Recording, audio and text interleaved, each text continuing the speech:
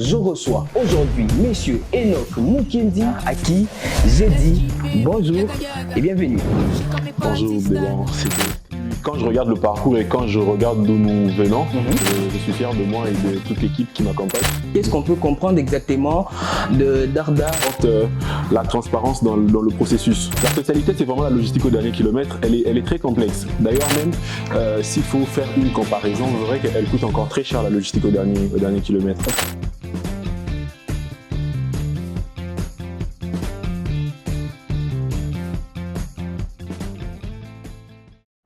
Dans les rues de Kinshasa, où les embouteillages sont des murs infranchissables et parfois les adresses sont des devinettes, une entreprise a réussi à se démarquer en proposant une solution innovante dans la logistique urbaine. Dardar est créé par un entrepreneur, je dirais un jeune entrepreneur visionnaire qui a révolutionné la manière dont les biens doivent être livrés à Kinshasa et ailleurs. Avec plus de 40 000 personnes accompagnées et 500 e-commerçants depuis 2023, Dardar s'affirme aujourd'hui comme une entreprise, comme un secteur clé de l'économie quinoise. Mais aujourd'hui, mesdames et messieurs, nous allons échanger autour des défis que cette entreprise a pu surmonter pour se démarquer. Quels sont les secrets de son succès? Comment elle se projette dans l'avenir? Pour ce faire, je reçois aujourd'hui messieurs Enoch Mukendi, CEO, PDG, DG, fondateur de Dardar, à qui j'ai dit bonjour et bienvenue.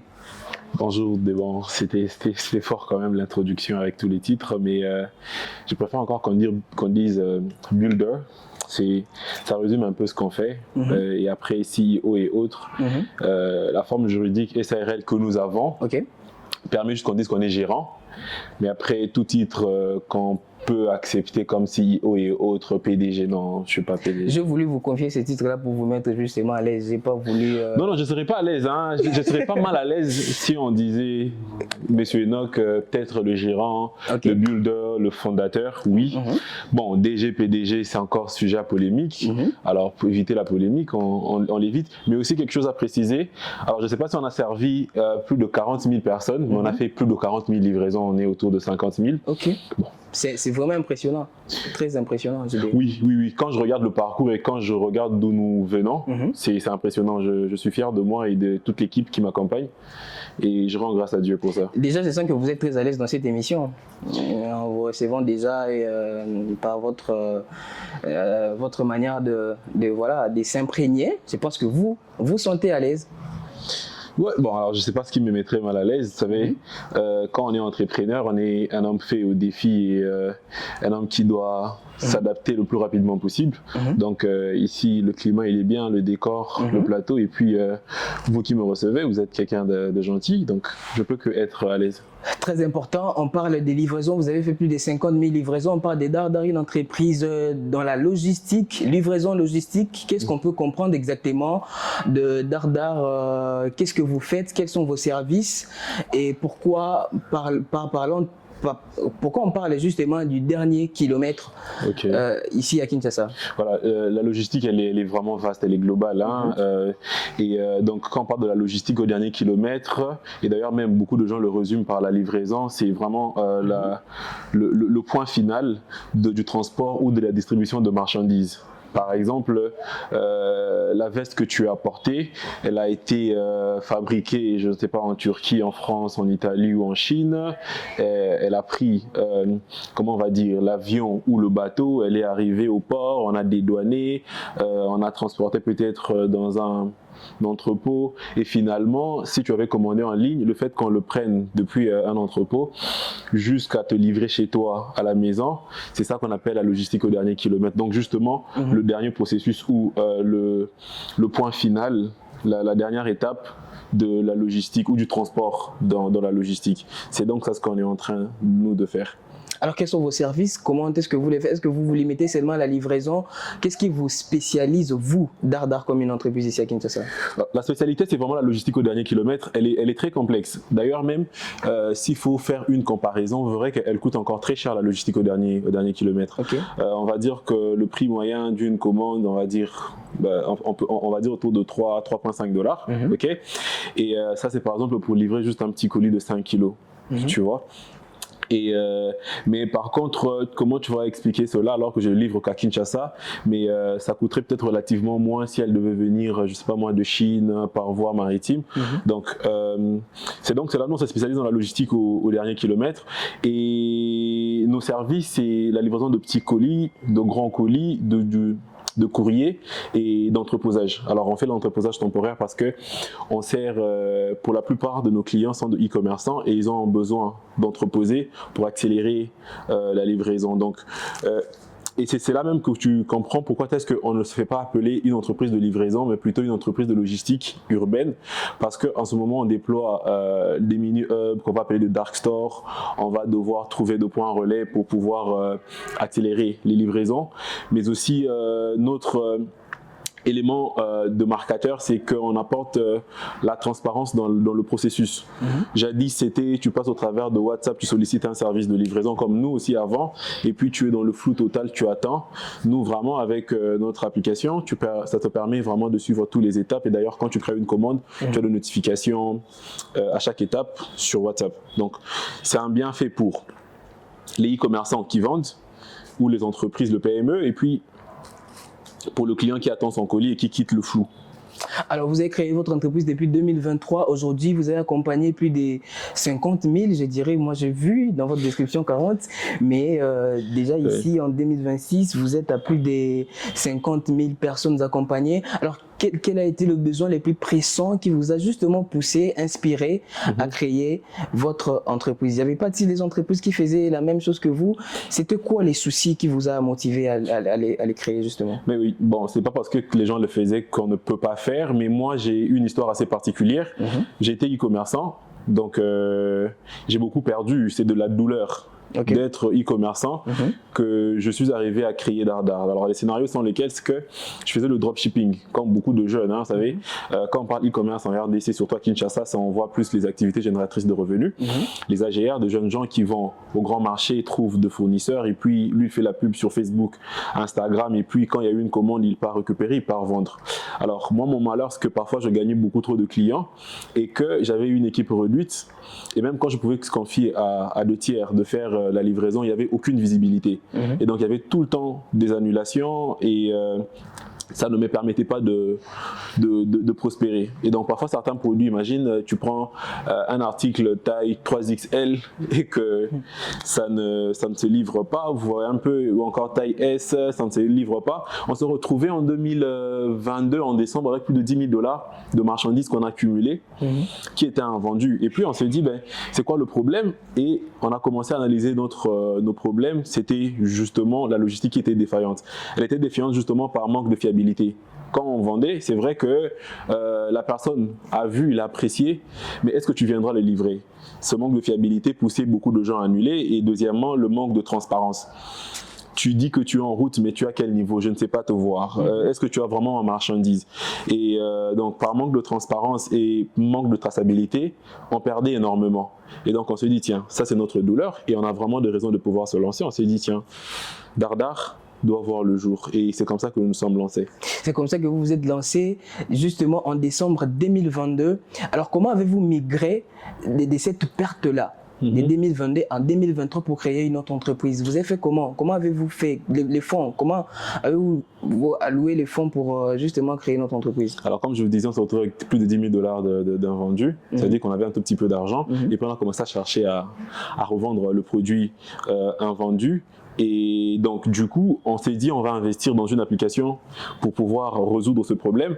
Mais aussitôt qu'on s'est dit ça, les choses ne sont pas passées comme tel, hein, parce qu'on a attendu vraiment beaucoup de temps, presque une année pour avoir notre première application, parce que on se lançait nouveau sur un marché et on redécouvrait alors les clients, on découvrait ce que les clients voulaient par rapport à ce que nous on avait comme idée. Mais les choses ne sont pas passées entre décembre et puis 2023. On s'est dit tiens, on commence. Non, on a pris du temps. Il fallait tester le marché. Vous savez, on s'est réveillé. La première chose que moi j'ai fait souvent, c'est créer un logo et puis créer une page Facebook. Et puis j'ai fait le flyers, j'ai boosté. Au bout d'une semaine, on avait plus de 20 clients qui voulaient nos services. Et là, on est allé, on a payé de nouvelles motos, on a fait le recrutement des livreurs et puis on a commencé qu'avec WhatsApp. Ça veut dire qu'on nous sollicitait par WhatsApp pour pouvoir solliciter nos services. Et c'est ainsi que nous, on a commencé, on s'est lancé.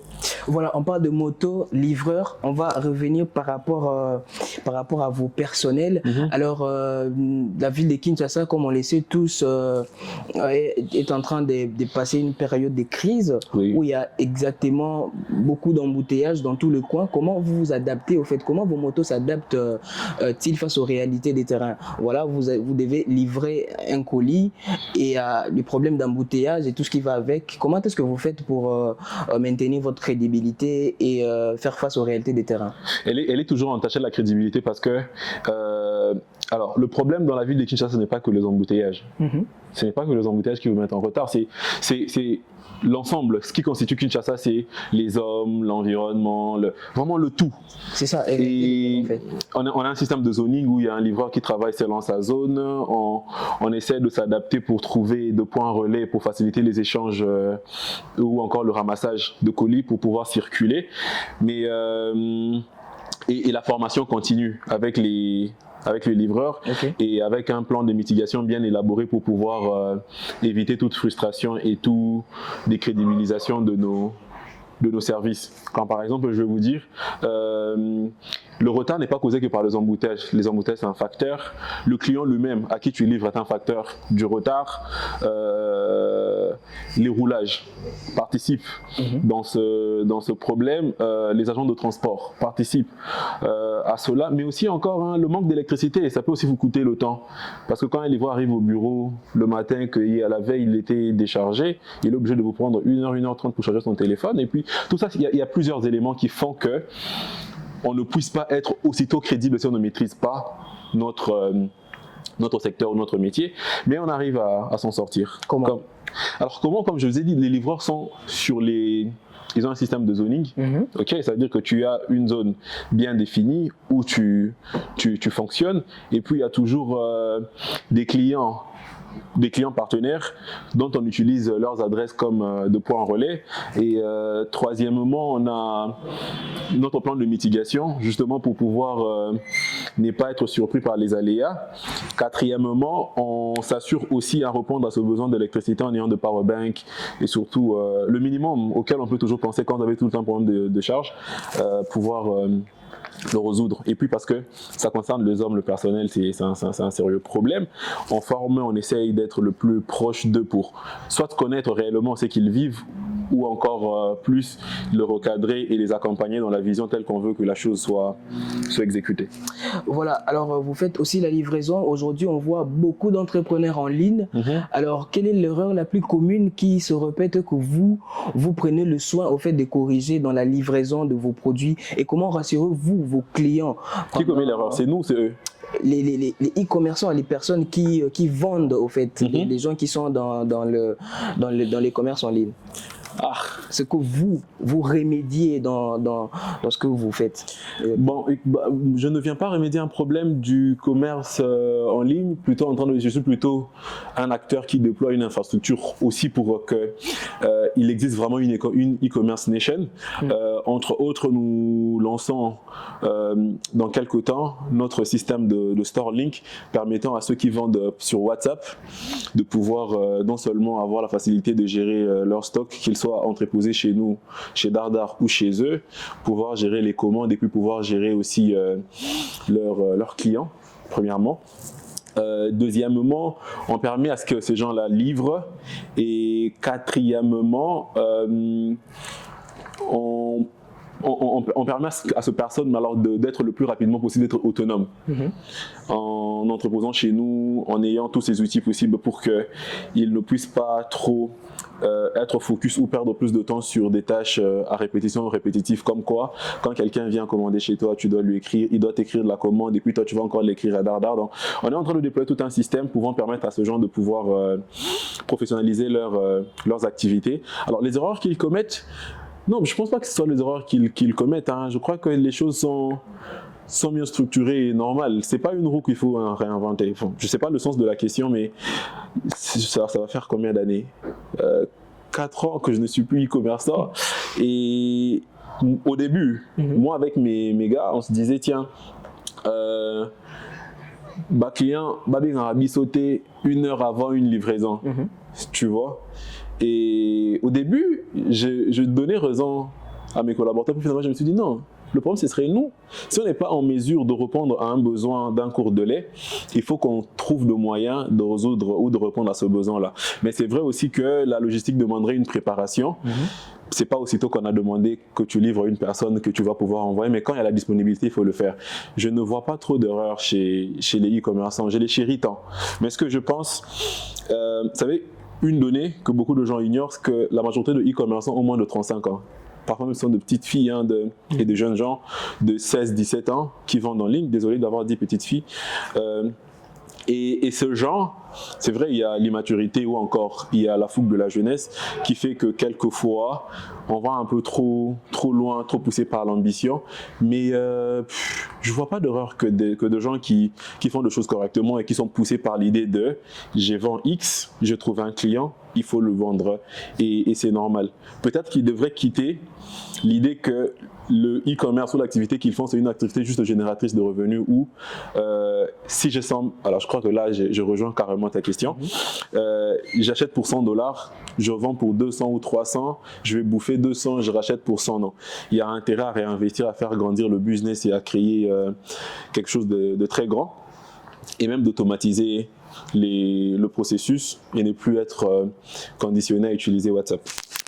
Et donc Mukenzi est notre invité d'aujourd'hui. Je rappelle qu'il est le fondateur des Dardar, entreprise spécialisée dans la livraison du dernier kilomètre à Kinshasa. Il nous explique comment est-ce qu'ils arrivent à affronter les défis liés aux réalités des terrains ici à Kinshasa pour professionnaliser justement voilà, la livraison et la logistique dans sa spécialité, dans la spécialité des Dardar, entreprise qui est en train de chapeauter actuellement. Alors, mesdames et messieurs, nous sommes en train de poursuivre cette émission avec notre invité. On parle de l'humain au centre de vos services. Alors, comment faites-vous pour former vos livreurs? Comment ça se passe quand vous recrutez des gens? Comment ça se passe la formation, justement, les cursus de formation? Comment je fais, je ne dirais pas. La concurrence va voler. Alors, vous savez, avant, on recrutait le gens, tu recrutes quelqu'un le lundi, puis le mardi, tu le mets sur le terrain.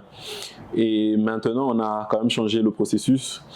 Parfois, on accompagne de nouveaux livreurs, être accompagné par les anciens pour qu'ils voient comment les choses se passent. Et surtout qu'on a une application en interne pour la gestion de commandes et de livraison. Ça permet toujours à ce que celui-là s'adapte, comprenne comment ça se passe, qu'il ait le tips, qu'il sache comment tu gagnes en temps, comment tu gères un client qui est pressé alors qu'il est éloigné, alors qu'il y a un qui est plus proche de toi qui n'est pas pressé, mais que dans ta planification, tu voudrais commencer par celui-ci pour aller chez l'autre et même la planification de l'itinéraire.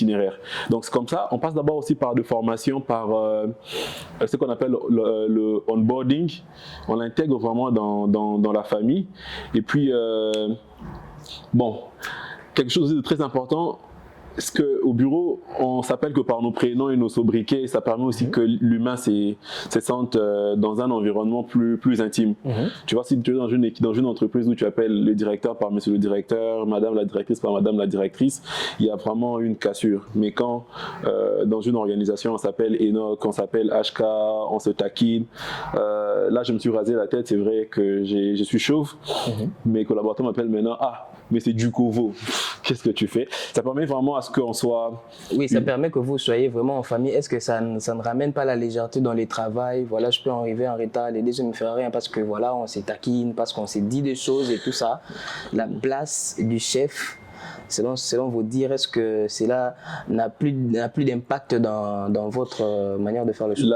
La place du chef n'est pas dans la verticalité de choses, il est dans l'horizontalité de rapport qu'on peut avoir entre nous humains. Et je crois que quand il y a des chefs qui sont cool et qui se font peut-être... qui se voient être manqués du respect, je pense pas que ce soit parce qu'ils ont été cool, peut-être parce qu'ils savent pas comment aussi faire les choses correctement. Et puis il y a toujours de causeries morales qu'on a entre nous. On se dit, on se parle, je finis de blaguer avec lui. Si je trouve que peut-être la blague était déplacée, je ne réagis pas pour pouvoir le léser, mais tu le rapproches et puis tu le sermentes, tu le fais comprendre que tu as ta part de responsabilité. Bon, à ce stade, je ne déplore pas le fait d'être cool avec mes amis, mes collaborateurs. Et donc jusque-là, je ne crois pas que ce soit un problème. Et chacun est face à ses responsabilités. Alors, une entreprise n'est pas une organisation où tout dépend du chef. Dardar est une entreprise où on dépend chacun les uns des autres. Tu vois, le colis se livre parce qu'il y a un livreur sur terrain. Complémentarité, on peut dire. Effectivement, la vision, je l'ai partagée aux autres. Il y a l'équipe de développement, il y a l'équipe commerciale. Chacun fait son travail.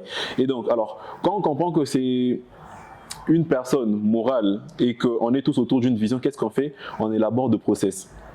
En interne, quand on parle de former les équipes, là, on les forme sur base d'un manuel.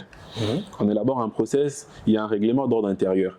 C'est-à-dire que ce n'est pas moi qui dis aujourd'hui on va venir au travail à 6 heures alors que le travail commence à 7 heures. Tu vois, je ne veux pas réinventer un règlement parce que j'ai vu qu'il y a un livreur qui m'a fait X ou X éléments. Et puis Dardar n'est pas que des livreurs, donc c'est un tout. Et donc, il y a un règlement. Ce n'est pas parce qu'on rigole que quelqu'un viendra en retard, non. Mais il sait que s'il vient en retard 2 ou 3 fois, il peut être sanctionné, il va être verbalisé, et puis chacun a la conscience. Voilà, la formation se passe aussi par la bonne humeur, la manière dont vous gardez l'ambiance autour de vous. Ça permet à ce que chaque personne puisse se retrouver et grandir ensemble, apprendre aussi vraiment de son travail. Alors, quelles sont les nouvelles stratégies que vous pensez mettre en place pour étendre votre vision, puisqu'on ne doit pas se limiter seulement ici à Kinshasa, mais voilà, la livraison doit s'étendre justement. Alors, que pensez-vous dans les années à venir ou votre vision future? Vous parlez des années à venir, je vous parle de demain. On se déploie sur le Lubumbashi. On va faire la livraison interurbaine. Ça veut dire tu prends un colis à Kinshasa. Ici, je ne parle pas de passer par une agence, de poser à l'agence. Et puis quand ça va arriver là-bas, il faut que tu appelles l'agence pour que tu viennes encore prendre l'agence. Non, tu vas solliciter Dardar pour récupérer ton colis chez toi, à ma campagne, et puis il pourra être livré, je ne sais pas moi, à Kamalondo, à Lubumbashi. La livraison interurbaine, elle est nouvelle, mais avec toutes les étapes et une visibilité sur le process. Quelles sont les étapes? Comment vous allez faire justement pour faire quitter la marchandise ici, pour aller là-bas sans pour passer par des agences et tout, ce qu'il y a comme processus et tout? On donnera au colis les pieds et certains cartons les ailes pour arriver à Lubumbashi. Mais donc, les étapes, il y a le pick-up, et puis, bon, il y a tout un... Je crois que même si tu demandes à ChatGPT, il va devoir t'expliquer. Il y a un processus. Il est clair, de la même manière qu'on prend un colis. Ici, à Lemba pour le livrer, je ne sais pas moi, à Bumbu ou à Selemba, c'est de la même manière que le processus va devoir se faire. Et sur chaque étape, vous avez la visibilité, vous êtes informé de comment les choses vont devoir se faire. Et dans nos ambitions de grandir, on se voit dans 3 ans être déjà en Afrique centrale, être le leader de l'Afrique centrale. D'ailleurs, même pouvoir déployer une infrastructure pouvant connecter les villes africaines pour les échanges de colis. Tu vois un peu, c'est très facile d'acheter quelque chose en France alors que tu es en Belgique et espérer que cela te parvienne. Mais si tu vois quelque chose qui vend sur la page, sur une page en Zambie, Pour que ça arrive à Kin, faut prier. Alors, pourquoi avoir choisi ces partenariats stratégiques avec la Poste, une institution historique, pour porter une ambition aussi moderne que la livraison du dernier kilomètre? Justement, la logistique du dernier kilomètre, la livraison de courrier, la livraison de petits paquets, c'est la Poste.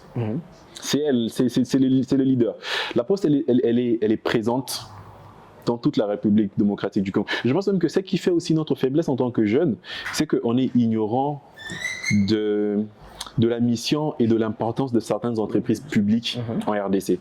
Et donc, vous comprenez que la Poste est partenaire aux transporteurs, la Poste est partenaire à toutes les postes du monde. Je ne sais pas si tu le savais. L'Union postale universelle, la Poste, elle est là. Ça veut dire que quand tu es partenaire avec la Poste, tu es partenaire à toutes les postes du monde. Ça veut dire que quand on a l'ambition de conquérir l'Afrique centrale, l'Afrique tout entière et le monde, il faudrait être partenaire de la Poste. Et c'est la Poste qui vous permet de pouvoir vous connecter à ces gens-là. Et d'ailleurs, même le partenariat avec la Poste a été pour moi, pour moi une école. J'apprends énormément de choses. Il y a des choses que je ne savais pas, et même sur la sécurité de colis. Vous voyez? Donc, c'est le passage obligé. Et d'ailleurs, ma vision sur la Poste RDC, c'est que si la Poste décide de prendre les choses en main par sa mission, elle va être le catalyseur de l'économie numérique en RDC, parce qu'on va passer par elle pour pouvoir réellement échanger la marchandise. Et ça, parce que du fait qu'elle soit partout, vous savez où vous pouvez trouver votre colis, et cela en toute transparence et traçabilité. Alors la dernière question avant qu'on ait clôture cette émission. Alors si l'on regarde vers l'avenir, comment comptez-vous transporter justement l'agilité que vous avez acquise dans la jungle qui est Kinshasa pour fluidifier les échanges dans d'autres villes africaines? Kinshasa n'est pas une jungle comme telle. Vous savez, Tarzan avait l'agilité à se déplacer dans la forêt, mais je crois que c'était pas aussi facile pour lui. Il était quand même humain. Mais il était quand même. Mais alors, si tu réussis à Kinshasa, ou si tu arrives à t'en sortir à Kinshasa, tu peux t'en sortir partout dans le monde. Et d'ailleurs, le manque d'infrastructures, je ne parle pas que de routes, l'infrastructure, je le vois dans la globalité de faits, l'infrastructure visible et invisible. Ce manque-là, réel, à Kinshasa, est à la base du retard qu'on peut avoir dans notre processus de croissance. Si Dardar était à Cape Town, en Afrique du Sud, je ne sais pas moi, au Kenya, dans le même contexte qu'on a ici, on serait allé très loin. Tu vois, mais je ne pense pas non plus que c'est allé beaucoup plus loin parce que j'étais au Kenya en pareille situation qu'en RDC. Il y a d'abord de la chance à résoudre le problème à Kinshasa, et ce qui viendra après n'est que la réplique de manuels et des choses existantes sur le déploiement. Il faut recourir aux business développeurs qui vont pouvoir aller implémenter Dardar, je ne sais pas moi, à Abuja, je ne sais pas moi, à Nairobi, je ne sais pas moi, à Kampala. Mais tant qu'on est à Kinshasa et que ça semble réussir pour nous, on se dit que ça marchera partout. Bon, espérons que ce que j'ai dit à propos de Tarzan ne se retourne pas contre moi. Justement. Alors, votre dernier message aux personnes qui vont vous suivre, aux personnes qui voudront justement connaître un peu plus sur votre entreprise. Voilà, nous vous laissons l'occasion maintenant de vous exprimer librement. Je vais parler à ceux qui sont ma cible comme client, et puis je vais parler à un jeune. Je vais parler à un jeune parce que il est temps. La moyenne d'âge en RDC a moins de 18 ans. Et quand on regarde ça, on ne voit pas l'immaturité, vraiment pas du tout. Ce que ça représente, c'est le potentiel. Mais si vous avez peur d'échouer, alors vous avez réellement peur de la réussite. Moi, il y a quelqu'un qui me dit toujours, si on ne se plante pas, on ne va pas pousser. Donc, il faut se presser à se planter pour pouvoir pousser et faire de miracles. Et alors, à mes clients, à mes prospects et à tous ceux qui découvrent Dardar, nous sommes une entreprise de logistique au dernier kilomètre, une entreprise de logistique urbaine en RDC, basée à Kinshasa. On déploie une infrastructure permettant de pouvoir livrer sans tracas, et d'ailleurs même dans toutes les villes de la République démocratique du Congo. On prépare notre lancement sur le Lubumbashi dans les semaines qui suivent. Et pour tout besoin de livraison de courrier et de colis, faites appel à nous au travers de notre site internet, les www.dardar.app ou au support @dardar.cd et au numéro le 85 518 0000. J'ai pas pu tenir pendant 3 minutes, mais si j'étais pasteur, j'aurais pu. Hein.